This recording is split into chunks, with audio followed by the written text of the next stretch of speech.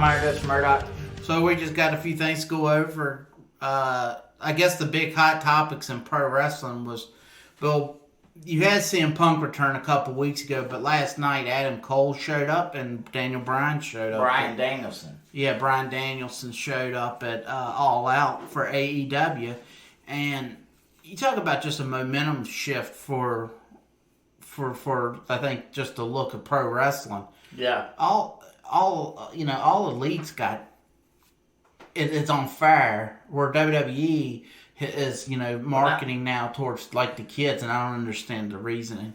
Well, not only that, but they are they're bringing in. I mean, they're bringing in wrestlers from across the platform. You know what I'm saying? So it's not just old WWE guys. I mean, they're bringing in NWA guys. They're bringing in New Japan guys. I mean, they're bringing in all types, and and then of course we've talked multiple times on here with the partnerships that they do with Impact and whatnot. It's, man, the face of wrestling right now is really, and it really does make you look at WWE and wonder, what are they doing?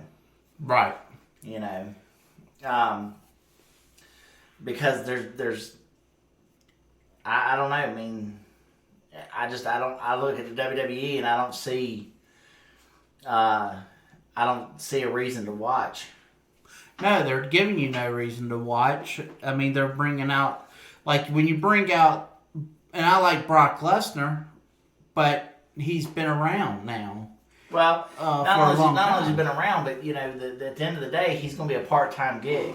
Right. He's not going to be a full-time wrestler, and quite frankly, does Brock Lesnar fit that brand anymore? I mean, obviously, I know Roman Reigns is still doing his head of the table stuff, but, Yeah, you got good things going on certain aspects of the WWE. But, I mean, if you look at, like, the Alexa Bliss, I mean, they just let Bray Wyatt go a few weeks ago, and, she was in the middle of her thing with Bray Wyatt type deal. And right. It's just a strange, I mean, there's no rhyme or reason, and I still stand by it. I believe they're going to sell before it's over with. I cannot see them still being owned by the McMahon family. Well, so that will definitely be interesting to see what happens. And once again, you don't want to see Tony Khan go in with $1 billion and buy. Well, no, you don't want to see because what you need is when WWE bought WCW, what they successfully did was kill the wrestling business, because then you had that long stretch of time to where there was absolutely zero competition for them, and wrestling sucked. Right. I mean, not that wrestling's necessarily gotten a whole lot better. I mean, there's obviously some alternatives out here now, like AEW and NWA and stuff. Kind of get you excited and make you want to watch, but to sit here and say that wrestling has the excitement that it once did I would sit here, I'd be lying. CM Punk made a comment last night after the show. He said that Bryan Danielson and Adam Cole arriving is bigger than the outsiders arriving in WCW, and that, now, as much as I like both of them guys, that's a very, very hard statement to that's a guy that doesn't know what the fuck he's talking about. That you're playing. You're reaching for that, buddy. Right. No, that their arrival is nowhere near, because I'll tell you this. Just look at the ratings. Okay? Look at the TV ratings. Did Daniel Bryan or Bryan Danielson and Adam Cole, are they going to translate into ratings for AEW? Because when Hall and Nash showed up, it did. Right. And I tell you, one of the things, now granted, the Young Bucks and all of them, they were selling out at Hot Topic their T-shirts, and you did see a few people wear their shirts. but it was nowhere near the amount you would see back in the You 90s. You don't see mid wrestling to late shirts 90s. No, you don't You see saw- wrestling shirts right. like you used to. NWO, Stone Cold, The Rock. We used to have kiosks at the mall that were selling them. Sears was selling them. Right. I mean, there was a number of places that were selling them. I mean, and now now you just don't see wrestling shirts like that anymore. Right. So in turn, I guess in the end of the day, I would really like to know, when you take the ratings, when you take streaming, when you take YouTube, I wonder because that's what they talked about, and I think that's a very good point that Brendan Schwab had brought up, because he talked about with like one of the Jake Paul fights. And this was when he fought on the YouTuber. Uh-huh. He fought the other YouTuber. He said you've got to add in the people that bought it, and how many parroted, how many stole it, watched it on YouTube, how many watched it there's a whole bunch that when you added it up, it was the second most watched fight behind Conor McGregor and Floyd Mayweather, which is unreal, but that's what it was. And I think now I would like to know what wrestling is like, because I know it's not near what it was. Because I think if it was, there would be a lot more hype. But not to kill AEW, they're making a lot of good moves, and they're bringing. And I tell you, a lot of guys, if it was me, like Bray Wyatt and so forth, I would never sign exclusive contracts. I would sign short term, show up, disappear. Go over Ring of Honor, and you get your stable to just go. You could bounce around with that stable. That's what I was going to say. We're starting to get back to where you have NWA, you have Impact, you have Ring of Honor, you got New Japan, you got AEW. There is no reason, if a wrestler really wanted to, that like you said, that they would have to sign a multi-year deal. Right. Now it all depends on what they want to do. You know what I'm saying? I mean, it's like somebody's just couldn't come in and do a 6-month, 7-month run or something like that. I can't see them saying, "Hey, we're gonna put the strap on you and do anything with you." You might just be more of an attraction.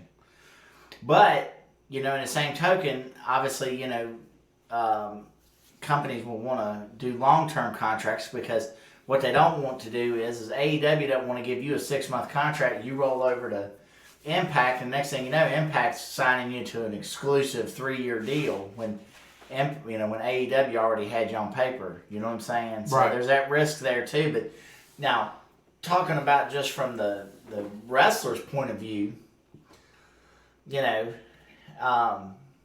never get stale. Right. And that's really, I think, in the end of the day, I just always remember when AJ Styles left TNA, and they were showing him, they were hyping him up on the Ring of Honor television. They were saying in 3 weeks, AJ Styles showing up, and I was so excited just because he's going to be in a different venue, Mm-hmm. And I was looking forward to that. But did you watch Ric Flair's speech from NWA 73?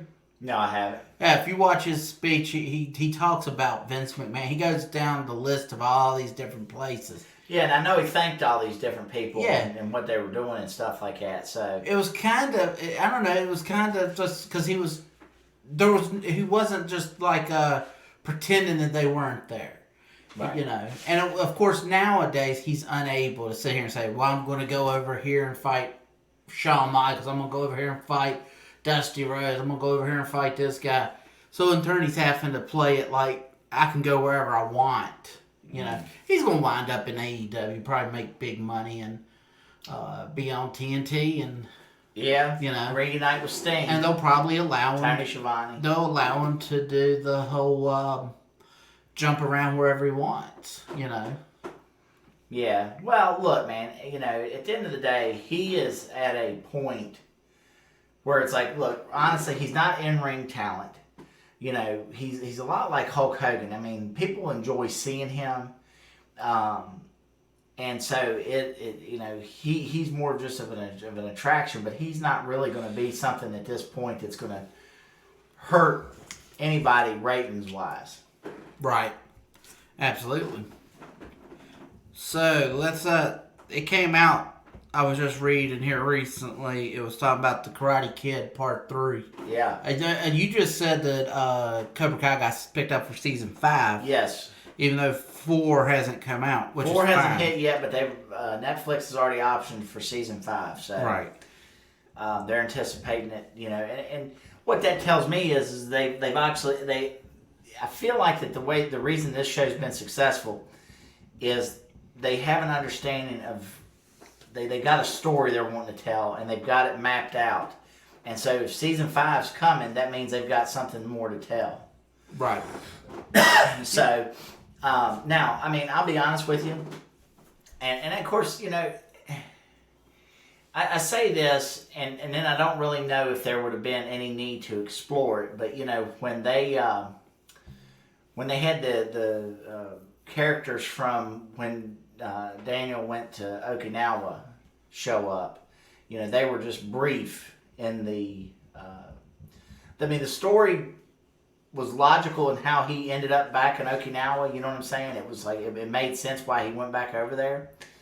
But his interaction with him was brief, and I don't know that there would have been much more for them to do story-wise with them over there.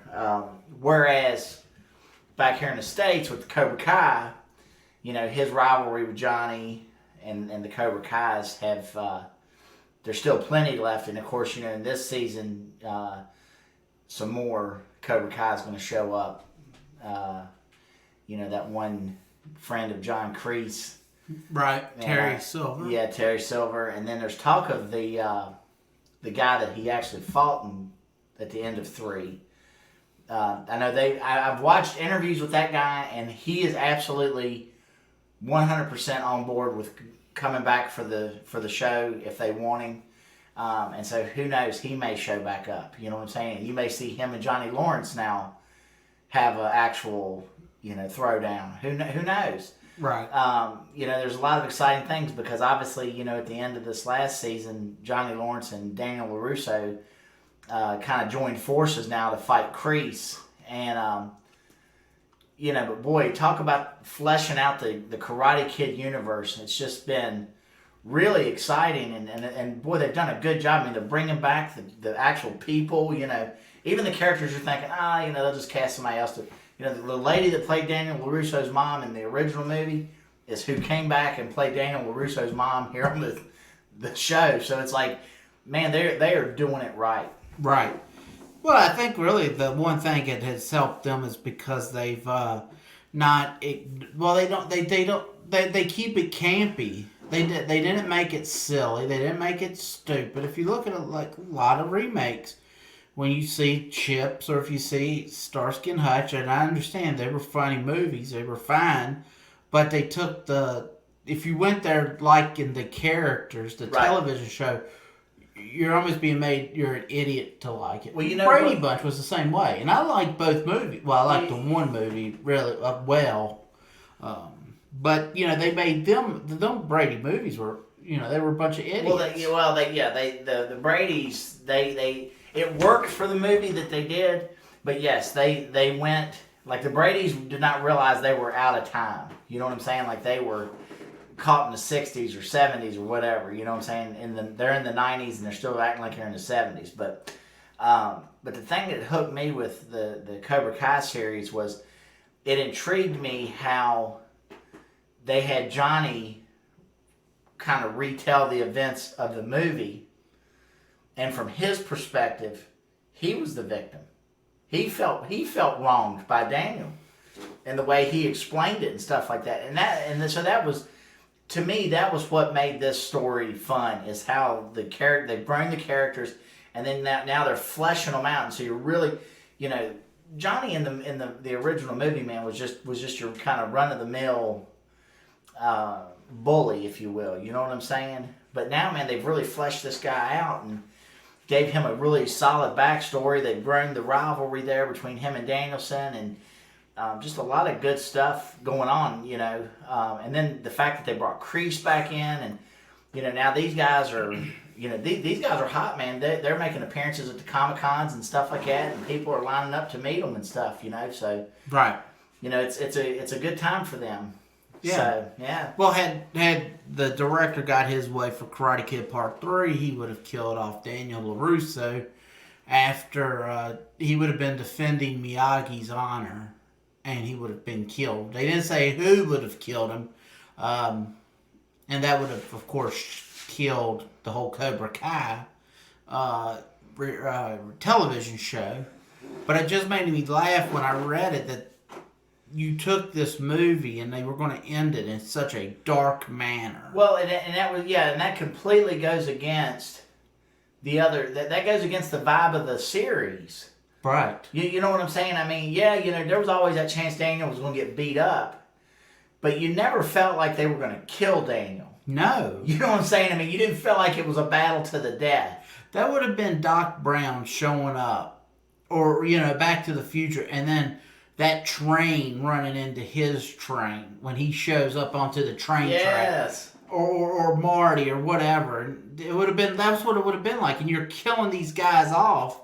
So in turn, I just found it so funny that, like I said, I couldn't believe it. This guy would even have. I would have liked to have seen his pitch to the directors. Or to the studio, I should say. I feel like that was going to. I just feel like that would have taken it down a different direction that it didn't need to go. Yes. So, and thankfully they didn't. Thankfully they saw. Thankfully the studios were like, no, we're not going to do that. So. Right.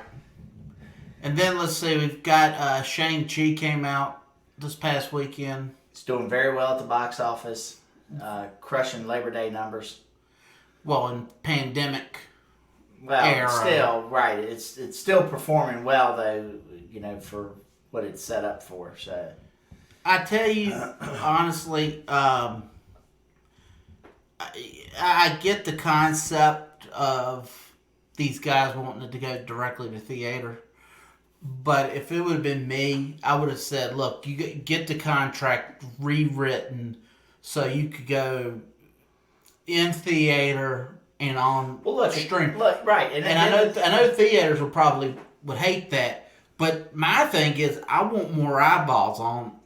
Well, but that's just what I was going to say. The thing about it is, man, and the actors and stuff, it's like, okay, that's fine.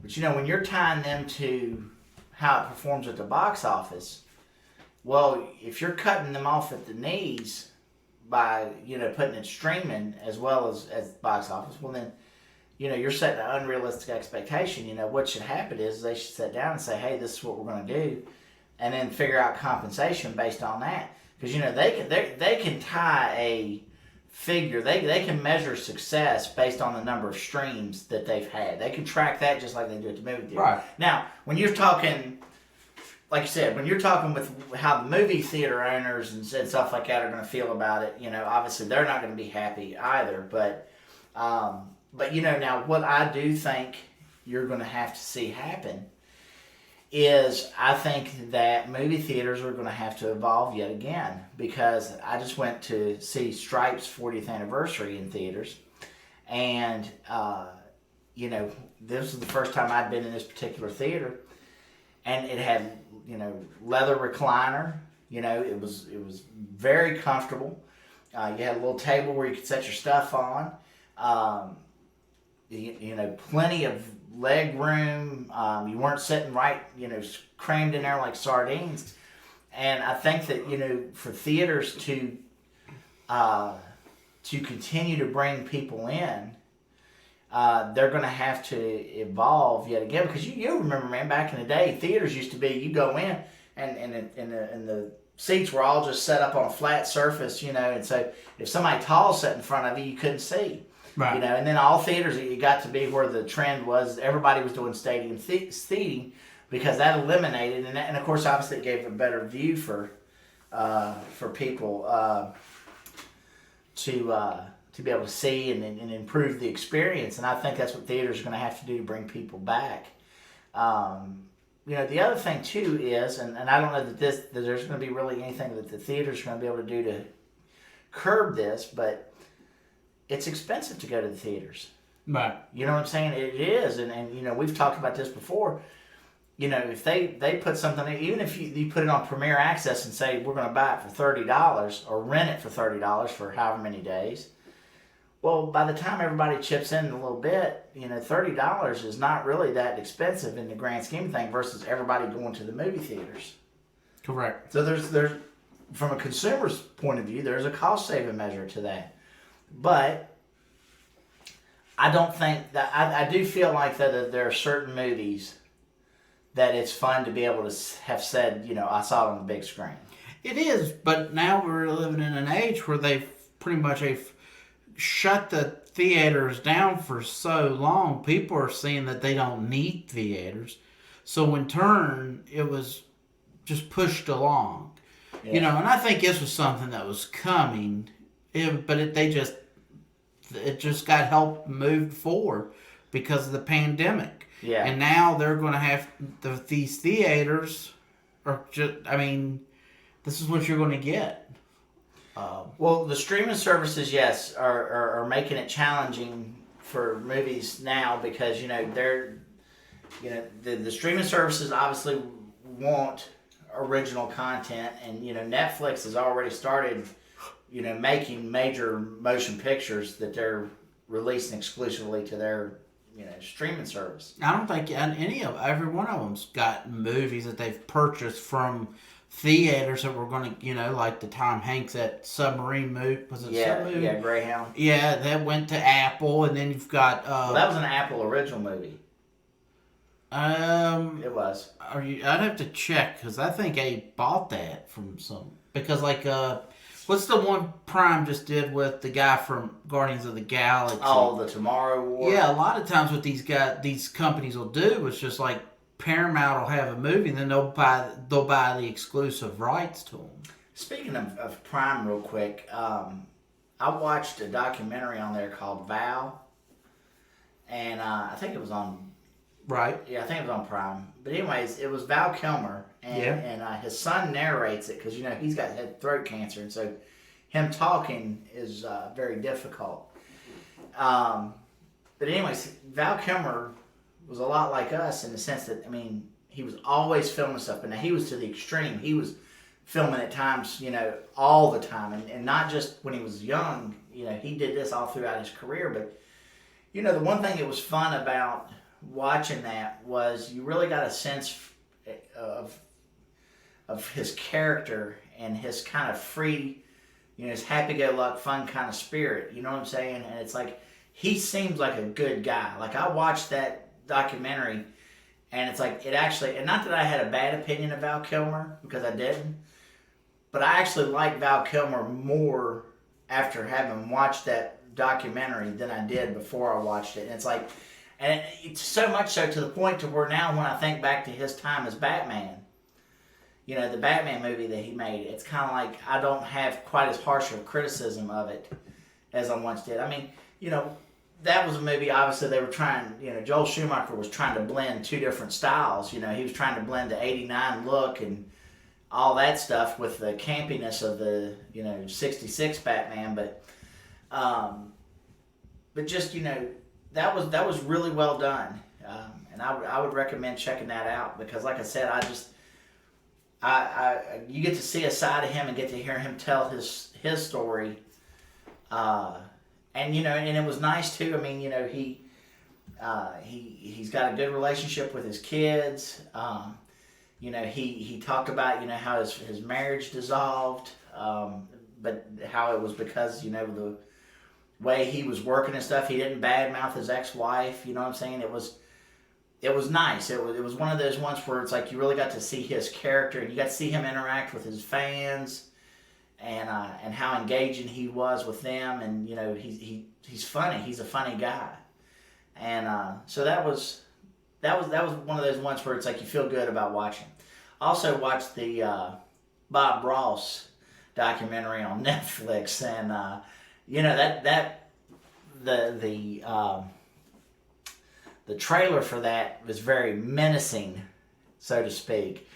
So you really don't know what you're going to get when you tune into it.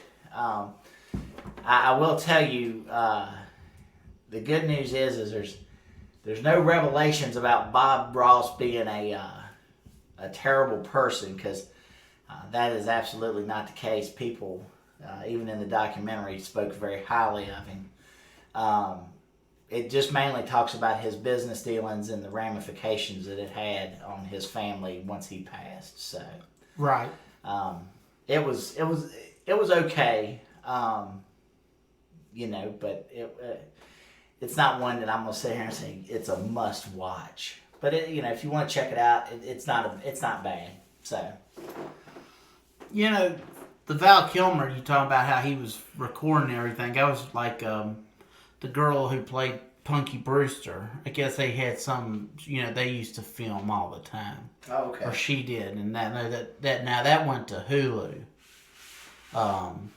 And it was talking about being a child actor growing up, which in actuality, what Val Kilmer bound to have been pretty much a kid too, being 20-some years old. Yeah. Early 20s, doing weird science and things, or not weird, real genius. Real genius, yeah. And top secret. Right. And and it was interesting too, because you've seen people out here that talk about they make they'll do little movie pitches, or they'll film themselves acting out particular roles, and they'll send it trying to get the directors to get them cast and stuff like that. And he did the same. I'm sitting here trying to think what the movies were, because there was two particular movies, the popular movies, that he sent the director a video of him acting in an attempt to get into to be cast for the movies. So I appreciate that. I appreciated what he was trying, and he had wrote, and I believe it's a one-man play about Mark Twain.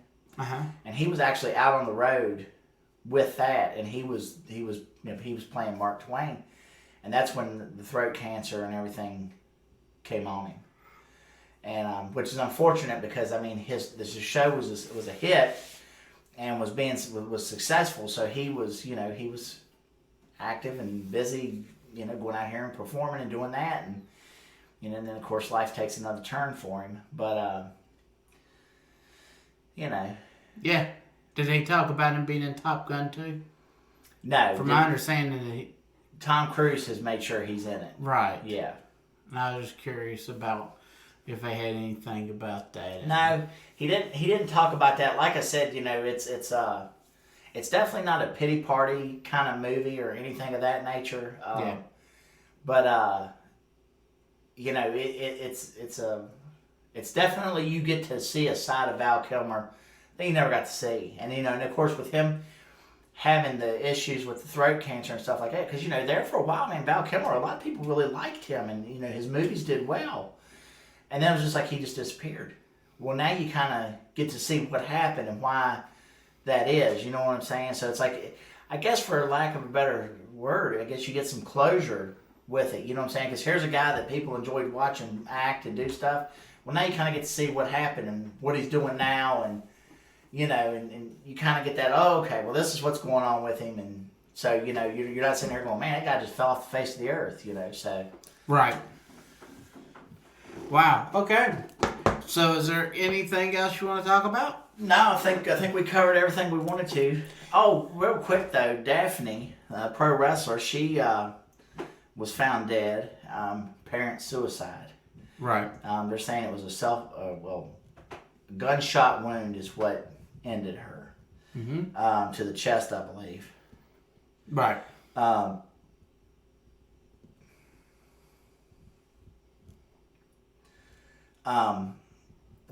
that was very unfortunate, and it's sometimes I think some of these wrestlers, of course in the wrestling business, not only drugs and alcohol have influenced that, but depression sets in on these guys, because there's such a demand, and it's heavily, unlike UFC, or a boxing event, these guys go out and, Conor McGregor goes out, and I tell you, he starts knocking guys out. Well, he starts getting guaranteed fight. I mean, you know what I'm saying? He's gonna be getting TV time. A wrestler getting TV time for them, and just being in that spotlight is very competitive and it's very cutthroat. And and if a wrestler gets hurt and they're not on TV, well, it's kind of one of them things where it's like people can forget you. Right. And not granted that's not always the case. Obviously, CM Punk hadn't wrestled in 7 years, and look at the ovation he got when he returned. But still, I think that depressed. And I'm not saying that she was depressed over her career. She may have very well been. I think there may have been some other factors there too. But it's very troubling that that she felt like that her only option was to end things. So that was very tragic news. Yeah, it's bad. I mean, what can you say? I mean, but just going back, I mean, I would imagine that high. I mean, she came in right in, 99. So there was a lot of, I mean, as they said, that was a rock star if you were a pro wrestler. Yeah. I could see you getting that, you're probably living the life of a rock star. And then all of a sudden, the bottom, I mean, because WWE had a couple years, because they had the guys from WCW that were ready. Right. So they were ready to roll. But then by 2007, 2008, they've washed out or they've gotten older and, people aren't really paying. So there was no one there to replace them. But, well, yeah, that's the way it goes, I guess. So. Yeah, that's it. All right. So I guess until next time, I'm Brian. I'm Iron Dutch Murdoch. We'll see you later.